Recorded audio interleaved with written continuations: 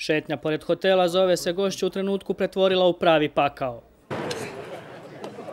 Pored hotela bačena su opasna kemijska sredstva, no odgovor snaga za hitne intervencije je munjevit.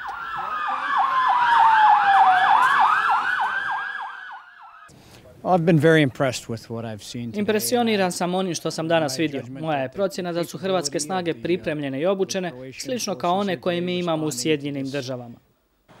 U vježbi združenih snaga policije, vatrogasaca, civilne zaštite i interventnih postrojbi Državne uprave za zaštitu i spašavanje ne samo da nije bilo nikakve greške, već je korišten samo dio ljudi i sredstava kojima Hrvatska raspolaže. Ovo su ekipe odavde, ovo je oprema odavde i ovo ovdje nam je pokazalo da smo pripremljeni za odgovor na kriznu situaciju.